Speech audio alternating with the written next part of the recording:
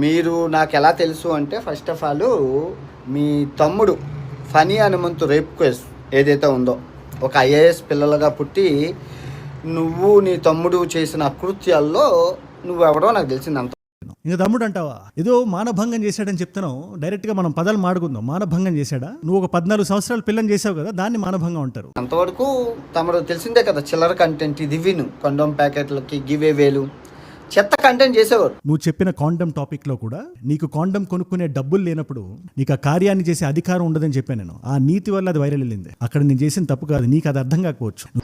ఇప్పుడు నువ్వు ఇంట్లో కూర్చొని ఒక మైక్ పెట్టుకుని చెప్పాలి, ఏది పత్. నేను అలా కాదు, నేను దేశం తిరిగి అక్కడ చూసి చెప్పాలి. సో నువ్వు గూగుల్ ఇన్ఫర్మేషన్ చెప్పాలి, నేను తిరిగి చెప్పాలి. నాకు ఖర్చు అవుతుంది, నీకు ఖర్చు లేదు అంటావా? ప్రపంచం గురించి మాట్లాడడానికి కెమెరా ముందు పెట్టుకొని తిరగాల్సిన అవసరం లేదు. ఉత్తినే కూడా తిరగచ్చు. అలాంటి దేశాలు నేను కూడా తిరిగా. నా వృత్తి ట్రావెలింగ్ కాదు కాబట్టి నేను దాని మీద పడి బ్రతకట్లేదు కాబట్టి నేర్చుకోవడానికి మాత్రం వెళ్తాను నేను, దాని నుంచి డబ్బులు చేసుకోవడానికి కాదు.